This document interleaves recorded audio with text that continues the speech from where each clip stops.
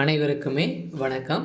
சற்று முன் கிடைத்திருக்கக்கூடிய ஒரு மிக மிக முக்கியமான செய்தி ஒன்று வெளியாகியுள்ளது. சற்று முன் ஸ்டாலின் சிறையில் அடைப்பு, கோபாலபுரத்தின் கதை முடிந்தது. இது மாதிரி செய்திகள் வெளியாகிருக்கு. இப்போ பார்த்தீங்கன்னா ஒரு சமீப காலமாகவே பார்த்தீங்கன்னா முதல்வர் ஸ்டாலின் அவர்களுக்கு பார்த்தீங்கன்னா ஒரு மிகப்பெரிய பிரச்சனையாக தான் இருந்தது.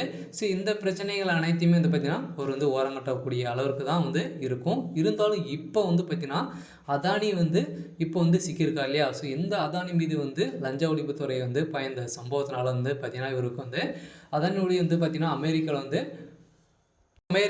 பார்த்தீங்கன்னா முறைகேடாக பார்த்தீங்கன்னா அவருக்கு லஞ்சம் கொடுத்ததாக எழுப்பப்பட்ட இதில் தான் பார்த்தீங்கன்னா இப்போ அதானி சிக்கியிருக்கும் நிலை தொழிலதிபர் அதானி அவர்கள் சிக்கியிருக்காரு. இதன் அடிப்படையில் முதல்வர் ஸ்டாலின் அவர்களுக்கும் அதானி அவர்களுக்கும் இடையே பார்த்தீங்கன்னா நிறைய டீல்கள் இருக்கு. இருந்தாலும் பெரிய அதானியாக பார்த்தீங்கன்னா திமுகவுடைய பின்னிருந்து இயங்கக்கூடிய ஒருவர் தான் தொழிலதிபர் கௌதம் அதானி. இவர் பார்த்தீங்கன்னா இப்போ அமெரிக்கா பார்த்தீங்கன்னா சுற்றுப்பயணம் மேற்கொண்டு இருந்தார் இல்லையா? ஸோ முதல்வர் ஸ்டாலின் அவர்கள் சென்று இருந்தார்.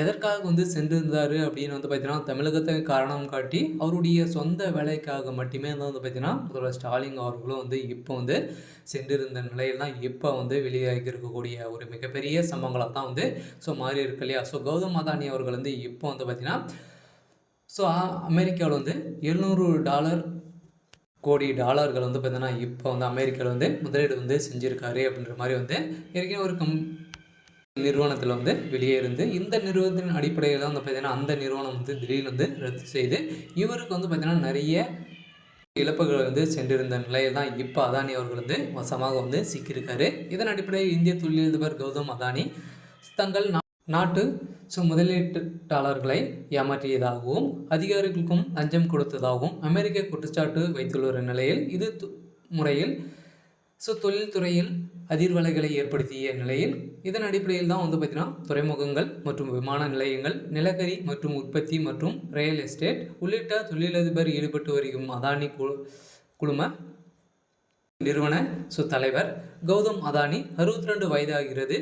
அவர் குஜராத் மாநிலத்தை சேர்ந்தவர். தற்போது இந்திய பணக்காரர் பட்டியலில் 2வது இடத்தில் உள்ளவர் தான் அதானி.